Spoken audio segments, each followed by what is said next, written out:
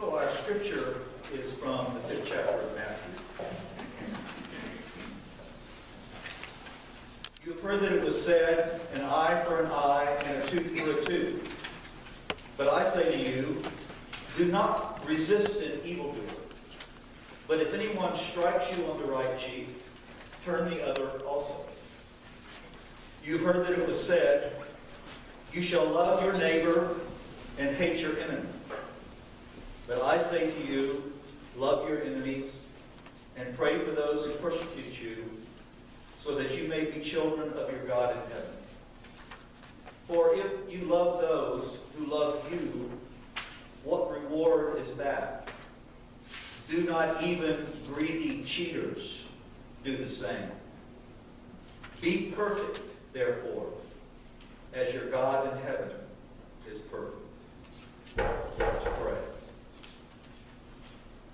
Holy God, be with your servants now and your servant, that the words heard and the words spoken would be found well-pleasing in your sight. You are our rock, our strength, and our place. Amen. A Presbyterian pastor tells this story about his brother. When he was in second grade, my brother and a little boy were marched down to the principal's office.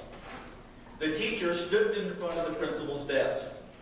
The other little boy had a very distinct bite mark on his arm. The principal looked at my brother and asked, "Did you bite Henry?" My brother nodded yes. Asked the principal, "Why did you bite him?" "Who was fighting?" asked the principal. And my brother answered, "We were."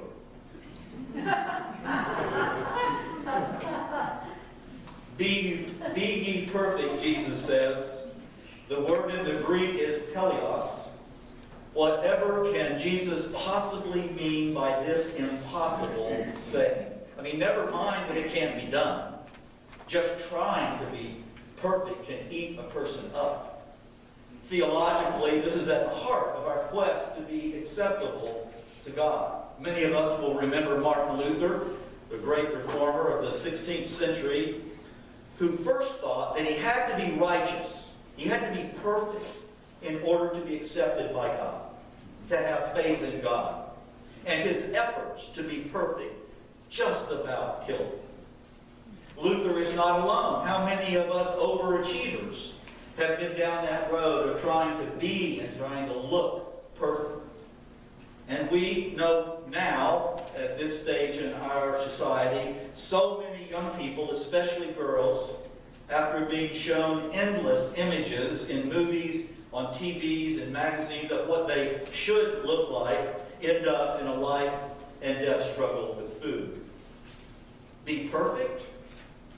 We are tempted to consign this scripture to the file marked fairy tale. But is that really what this word teleos means? In the Greek New Testament lexicon, teleos means human integrity, complete, full-grown, mature. So how would it sound if our scripture had said, "Be ye mature as your Creator in heaven is mature"? Grow up. The meaning here is to grow up, to put away immature, underdeveloped ways of acting in the world. Jesus said, "You have heard it said," and then he points to immature, unthinking, half-baked, destructive, and widely accepted ways of acting. Ways of acting that are still with us.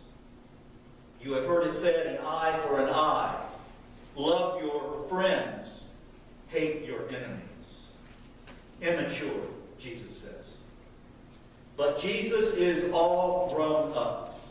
He is perfect. Today is Martin Luther King Jr. Sunday. In his life, Dr. King was guided by today's scripture. Dr. King knew that the way forward in life is not to bite someone on the arm to settle a dispute.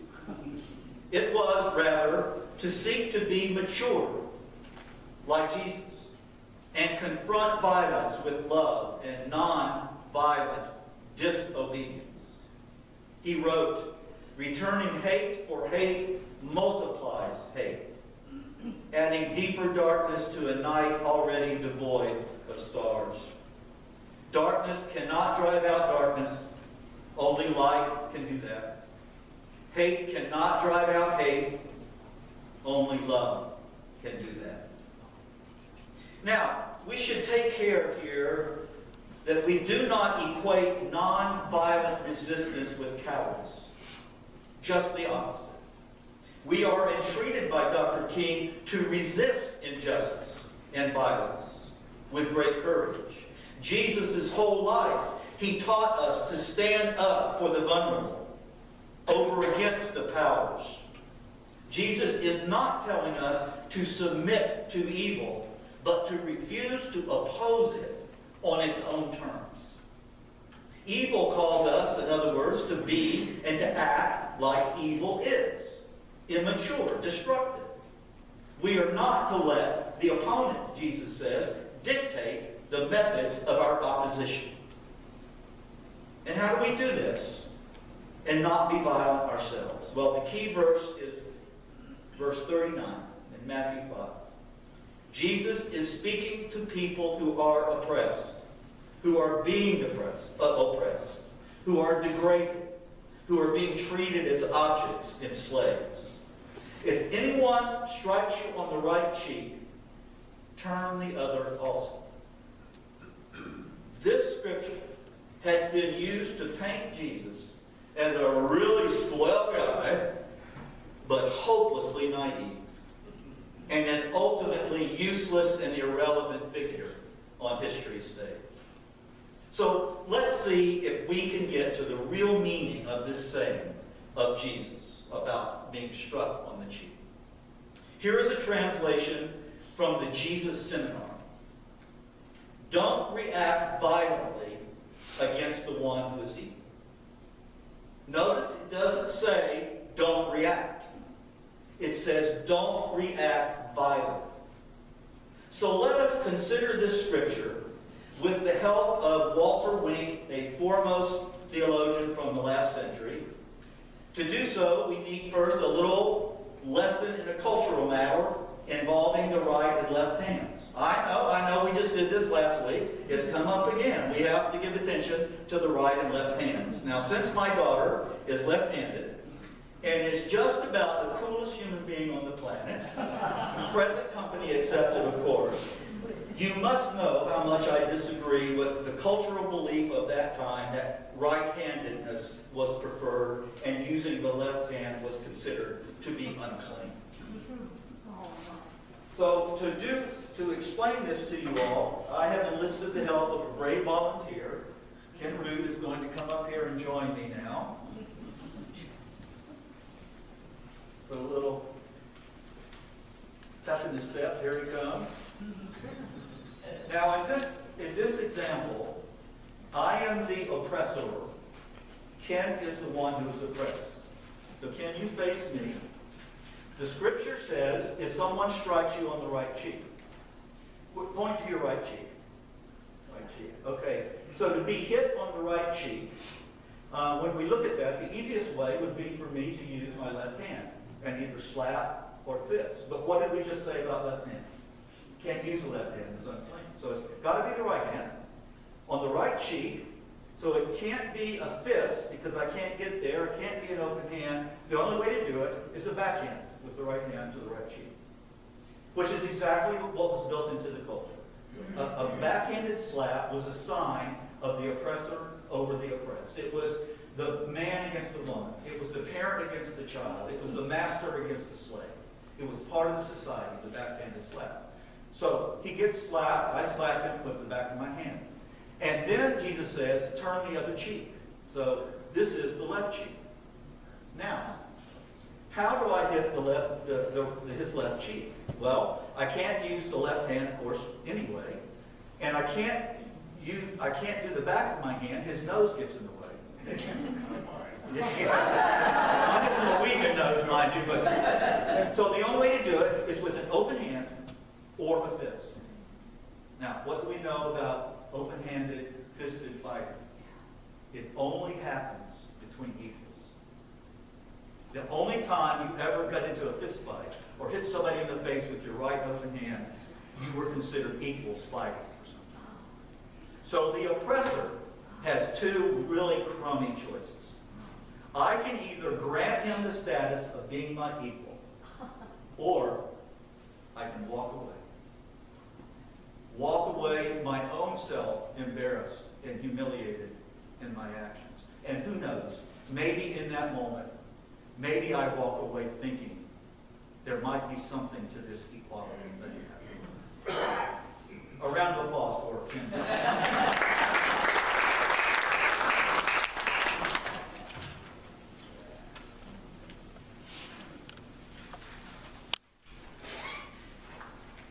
So, by turning the cheek, the inferior is saying, I'm a human being, just like you. I refuse to be humiliated any longer. I am your equal. I am a child of God. I won't take it anymore. That is what happens, and that is perfect. This kind of resistance, has it ever been lived out? What kind of results does it have? Here's one. After the Nazis captured Denmark in World War II, they ordered all Jews to wear a yellow star on their clothing so they could be recognized. A first and devastating step towards death camps and death. The Danish king at the time was Christian X. He made a very public display of putting a yellow star on his clothes. And so did many of the other non-Jewish citizens. And the Nazis were thrown into an untenable situation. They didn't know who to persecute. Either persecute everyone. If they had done that, they would have brought down the whole Nazi enterprise in Germany, because the German people would not have stood for that, because all the blame was being put on the Jews. Or they could persecute no one. The result? Fewer than 1 in 10 Jews in Denmark lost their lives. If someone strikes you on the right cheek, turn the other cheek. Expose their oppression in a way that calls it into question. Be mature, Jesus instructs. Grow up. The world knows too much of violence and retaliation. Study a more excellent way, a perfect way, the mature way. Love your enemies and pray for them, for then we are being like our Creator in heaven. In the spring of 1963, the civil rights movement was stagnating. The general population of the United States knew about it. Many U.S. citizens had sympathy for the claims of equality and fair treatment, but there wasn't this widespread passion and energy that was demanding change of President Kennedy. Then in Birmingham, Alabama, hundreds of blacks gathered to peacefully rally for equal rights. There were all kinds of people. There were women and men. There were children. There were old people. The sheriff in that town was Bull Connor, who was frustrated and angry and sensed that he was losing the narrative and losing control of this. So he ordered fire hoses to be turned on the people, and he ordered police dogs to attack even the children. These attacks were filmed by TV reporters, and the sight of innocent children and old people and women and men being mauled by dogs and crushed by water hoses exploded around the country, even the world. Here is what President Kennedy said at the time. The events in Birmingham have so increased the cries for equality that no city or state or legislative body can prudently choose to ignore it. Historians of the civil rights movement declare this incident to be the pivotal moment of a centuries-long struggle for freedom. Now here's the question. Were those people who were attacked naive and irrelevant, passive and weak? Or had they learned from Jesus and Dr. King the power of turning the other cheek? We end the sermon at the same place that Dr. King always ended. the name of this sermon is Loving Enemies, is exposing oppressors lovingly. Was Bull Connor love? Yes. For you see, ultimately, turning the other cheek is loving the enemy. By forcing the oppressor to see you as an equal, the oppressor is healed of his hate, of her cancerous separation from the fabric of the human race. Dr. King said, we usually think of what hate does to the individual hated, or the individuals hated. But it is even more tragic, it is even more ruinous and injurious to the individual who hates. You can't see straight when you hate. You can't walk straight when you hate. You can't stand upright. Your vision is distorted. The one who hates comes to the point that he becomes a pathological case. For the person who hates, the beautiful becomes ugly, and the ugly is beautiful. For the person who hates, the good becomes bad, and the bad becomes good. For the person who hates, the truth becomes false, and the false becomes true. That's what hate does. You can't see right. Objectivity is lost. Hate destroys the very structure of the personality of the hater. But love has within it a redemptive power. A power that eventually transforms individuals. Dr. King loved enemies. Dr. King showed us, following Jesus, that love is the most revolutionary force and radical force in the universe. He closes the sermon from that time, and he closes this sermon with these words. So this morning, as I look into your eyes and into the eyes of all my brothers and sisters in Alabama and all over America and all over the world, I say to you, I love you.